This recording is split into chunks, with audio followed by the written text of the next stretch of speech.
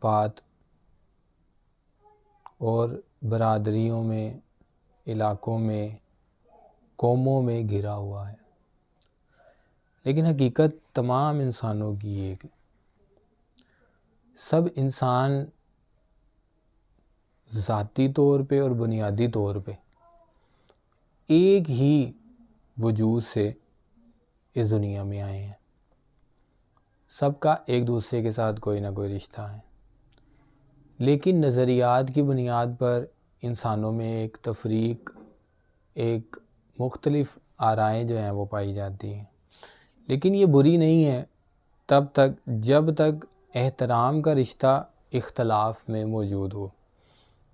जब तक आप एहतराम के साथ अपना इख्तलाफ बयान करते हैं तब तक आप इस्लाह के मरहले पर गामज़न हैं। लेकिन जब आप इख्तलाफ की बजाय बरतरी साबित करने के लिए और फ़साद बर्पा करने के लिए इख्तलाफ पेश करते हैं तो फिर आप बुनियादी तौर पे इस्लाह के नाम पर बुराई फैला रहे हैं। यही मामला है कि आप दुनिया में देखेंगे कि हर गिरोह जो है वो अपने आप को सच्चा करार देता है जो कि उसका हक़ है, लेकिन दूसरों को बुरा करार देता है, गलत करार देता है जो कि उसके हक़ में नहीं है। हर गिरोह, हर इंसान को हक़ हासिल है कि वो अपना नज़रिया पेश करे। नज़रिया पेश करना बुरी बात नहीं है, नज़रिए की बुनियाद पर दूसरों को गलत और काफ़र करार देना ये बुरी बात है। ये दुनिया एक इम्तिहान गाह की तरह है। जैसे कि हम इम्तिहान देते हैं तो हर इंसान को, हर बच्चे को अपना अपना पेपर मिलता है और वो अपनी भी ज़हानत के साथ पेपर कर रहा होता है। बहैसियत 100 बच्चे अगर बैठे हुए हैं तो वो पेपर कर रहे हैं तो ज़रूरी नहीं कि सब एक ही तरह का पेपर कर रहे हों। हर लिखने वाले का अंदाज़ और ज़हानत जो है वो दूसरे से थोड़ी सी मुख्तलिफ होगी। इसी की बुनियाद पर उसके पेपर के मार्क लगेंगे। लेकिन अगर वहाँ पर ऐसा हो कि दो लोग जो हैं वो कहें कि जो पेपर हम लिख रहे हैं वही पेपर ठीक है, बाकी वो 98 लोगों को पेपर ना करने दें और कहें कि अगर तो तुम हमारे जैसा पेपर करो तो ठीक है, अगर हमारे जैसा पेपर नहीं करोगे तो तुम्हें पेपर देने का हक़ नहीं है, तो बहैसियत अक्ल और शऊर रखने वाले लोग कहेंगे कि ये बात गलत है। जो भी पेपर में बैठा है उसे हक़ हासिल है कि वो अपने मुताबिक पेपर लिखे, वो गलत हो सही हो इसका फ़ैसला बाद में किया जाएगा। इसी तरह दुनिया में अल्लाह रब्बुल इज़्ज़त ने इंसानों को एक इम्तिहान गाह में भेजा है जिसमें हर एक को उसका पेपर दिया गया है। वो ग्रोह की शक्ल इख्तियार कर ले, वो इनफरादी तौर पे अपने नज़रियात को बयान कर दे। किसी को भी हक़ हासिल नहीं है कि वो किसी दूसरे इंसान को इस दुनिया से इनकारी पर ले आए, उसे कहे कि तुम्हें जीने का हक़ नहीं है। ये कहीं पर भी किसी भी तरह अलाउ नहीं किया जा सकता। किसी भी मज़हब का हवाला, किसी भी ग्रोह या कौम का हवाला ये देना कि हम सच्चे हैं और हमारी बात पे जो अमल करेगा उसी को दुनिया में रहने का और जीने का हक़ है, तो ये बिल्कुल भी फितरत और कुदरत के ख़िलाफ़ है। आप मुशाहिदा करें बात का, आपके सामने मुख्तलिफ़ तरह की चीज़ें जो हैं वो पड़ी हुई हैं और हर चीज़ अपना अंदाज़ बयान करती है, ये उसका नज़रिया है। जैसे अगर बल्ब है तो वो रोशनी देकर अपना नज़रिया बयान करता है, इसी तरह रात जो है वो अंधेरे से अपना नज़रिया बयान करती है। तो कुदरत के मामलात देखें कि कुदरत में आप सब चीज़ों को एक रुख में चलता हुआ नहीं देखते, बल्कि कुदरत में आप चीज़ों को एक दूसरे के मुखालिफ चलता हुआ देखते हैं और उस मुखालफत में उसका हुस्न होता है। जैसे कि अगर आप इंसान देखें कि उसे हर वक्त दिन ही की रोशनी जो है मुयस्सर आए और उसे रात का वक्त मुयस्सर ना आए, तो आप 24 घंटे गुजार के देखें तो आप बेजार हो जाएंगे, बीमार हो जाएंगे और आप उस चीज़ को एक्सेप्ट नहीं कर सकेंगे। हालांकि दिन रात का मुतज़ाद है, मुखालिफ है, लेकिन अगर दिन के बाद रात ना आए तो इंसान ये कहता है कि उसकी ज़िंदगी का मामला ही मुकम्मल नहीं हुआ। इसी तरह आप मौसम को देखें तो हर वक्त अगर सर्दी का मौसम रहेगा तो इंसान उसमें बेजार हो जाएगा, इंसान उसमें परेशान हो जाएगा और वो उसको एक्सेप्ट नहीं करेगा। अगर सर्दी के साथ गर्मी का भी मौसम हो तो अब ये देखिए, सर्दी और गर्मी एक दूसरे के मुतज़ाद हैं, एक दूसरे के मुखालिफ हैं। तो कुदरत हमें क्या समझा रही है कि मुखालफत बुरी नहीं है, लेकिन अपने अपने अंदाज में। अब अगर सर्दी इस बात की ज़िद करे कि वो गर्मी को आने नहीं देगी तो निज़ाम कैसे चलेगा? क्या ऐसा कभी होता हुआ आपने देखा? बिल्कुल नहीं। दिन अगर ये ज़िद करे कि वो रात को आने नहीं देगा तो ऐसा नहीं होता। तो फिर जब इंसान से इख्तलाफ करता है तो वो इख्तलाफ उसकी ज़िंदगी ख़त्म करने को क्यों पहुंच जाता है? हर इंसान को हक़ हासिल है कि वो अपने मुताबिक अपने नज़रियात का इजहार करे और उन नज़रियात पर में ज़िंदगी गुजारे। अक्सर औक़ात इंसान कभी कभार गलती पर होता है, लेकिन कुछ वक्त लगता है कि वो समझ पाता है कि शायद वो गलती पर है। लेकिन हकीकत में नुकसान तब होता है जब एक इंसान दूसरे इंसान की ज़िंदगी का फ़ैसला करने पर उतर आता है। किसी को भी ये हक़ हासिल नहीं है कि कोई भी किसी इंसान से उसकी ज़िंदगी छीन ले, और वो भी सिर्फ़ इस वजह से कि वो इंसान दूसरे इंसान के नज़रिए के मुखालिफ है। ऐसे आप निज़ाम कुदरत के ख़िलाफ़ जा रहे हैं, निज़ाम दुनिया के ख़िलाफ़ जा रहे हैं, खुदा के कानून के ख़िलाफ़ जा रहे हैं। खुदा का कानून हर इंसान को हक़ देता है कि वो अपने नज़रियात के मुताबिक अपनी ज़िंदगी गुजारे। अब गौर करें इंसान के ऊपर। बहैसियत इंसान जिस्मानी तौर पे तकरीबन इंसान एक जैसे हैं। सबकी दो आँखें हैं, एक ज़ुबान है, दो कान हैं, दो हाथ हैं, लेकिन सोच के एतबार से इंसान मुख्तलिफ है। यानी कि इंसान अपने पहनने, ओढ़ने, खाने में आपको ये, क्योंकि नज़रियाती मामले होते हैं तो ये आपको इंसान मुख्तलिफ नज़र आएंगे। लेकिन वैसे आप नौइयत में इंसान अगर एक साथ खड़े हों तो देखें तो आपको कोई ऐसा ख़ासा उनमें फ़र्क नज़र नहीं आएगा। तो कुदरत ने इंसान में जो सोच और ख़याल है ना, वो मुख्तलिफ रखा है, और वो ज़रूरी भी था, क्योंकि उसके बग़ैर आप मुकाबला फ़हमी नहीं पैदा कर सकते। अगर सब एक जैसा सोचना शुरू कर दें तो दर्जात कैसे बनेंगे? कामयाबी और नाकामी कैसे साबित होगी? जीतना और हारना कैसे साबित होगा? तो कुदरत ने हर चीज़ को एक बेहतरीन ज़ावी के साथ पैदा किया। लेकिन इंसान कभी कभार अपने जोश और होश को खो बैठता है और वो ये समझता है कि जो वो सोच रहा है सिर्फ वही ठीक है।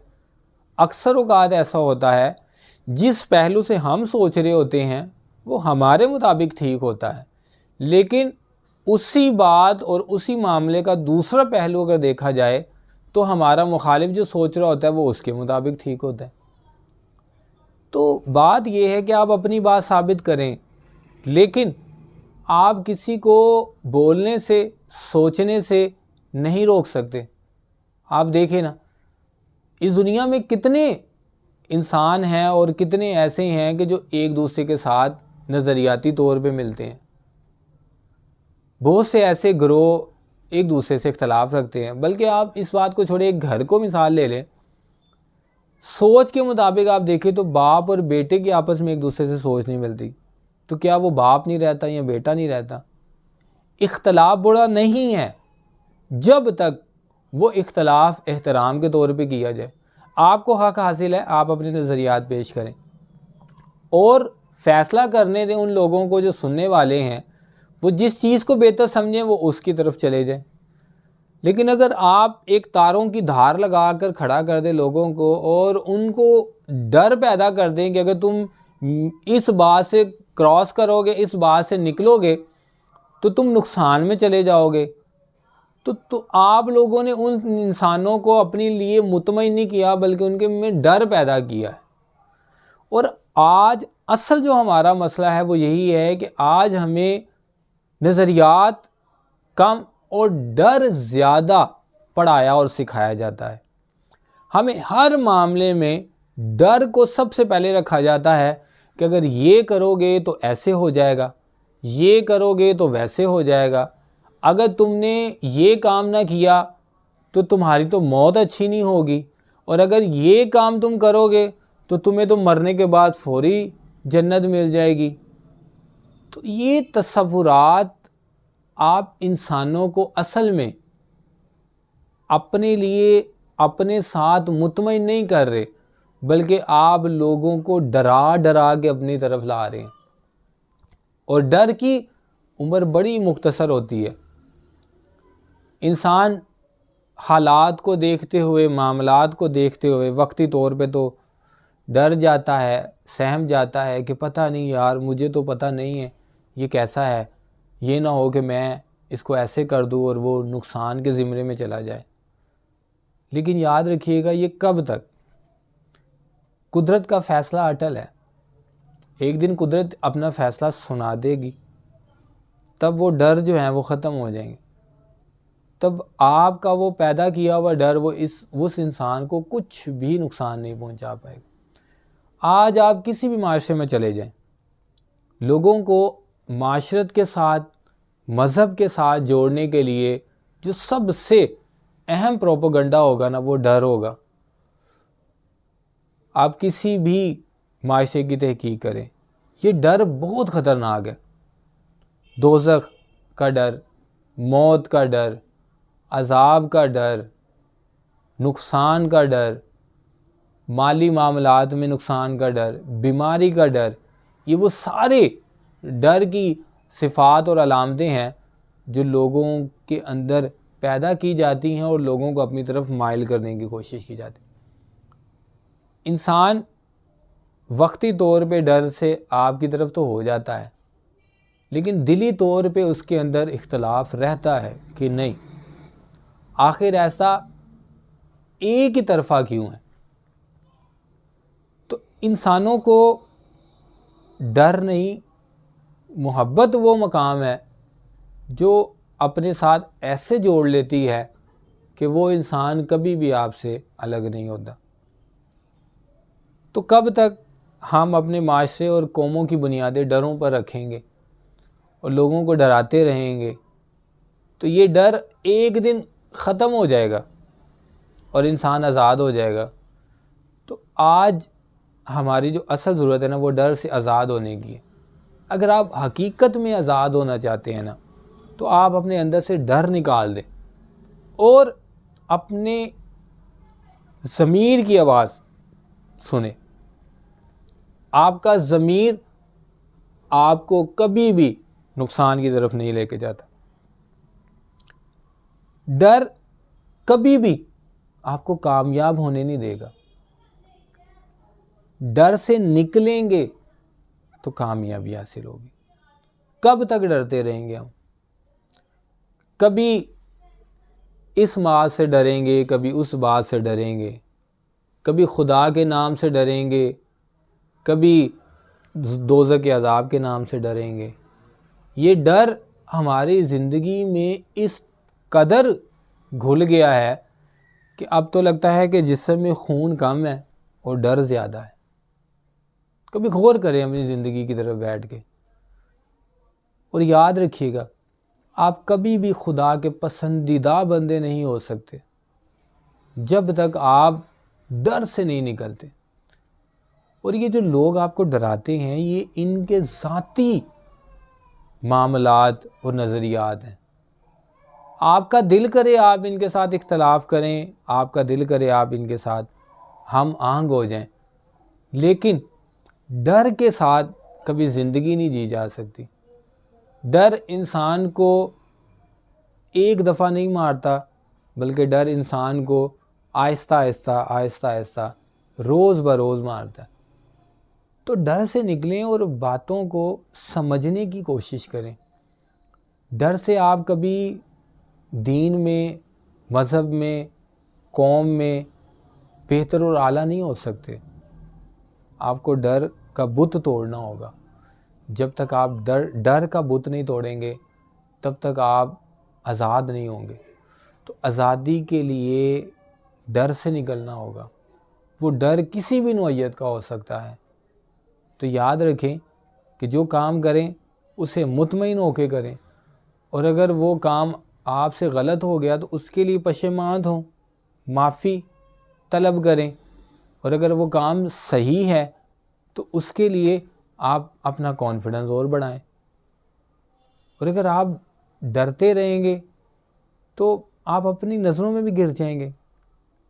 किसी का तो बड़ा दूर का मामला है, इंसान डर से झूठ की बस्ती में दाखिल हो जाता है और वो फिर झूठ बोलने से कतराता नहीं है। क्यों? उसके अंदर जो डर होता है ना, वो डर उसको कह रहा होता है कि ये हो जाएगा, तो वो गलत बयानी कर देता है। इंसान इतनी गहरी दलदल में फंसता जाता है कि एक वक्त आता है कि इंसान को खुद अपने आप से नफ़रत होना शुरू हो जाती है। तो बाज़मीर इंसान कभी भी डर को अपने अंदर नहीं रखते, बल्कि डर का सामना करके डर को रफ़ा करते हैं, डर को ख़त्म कर देते हैं।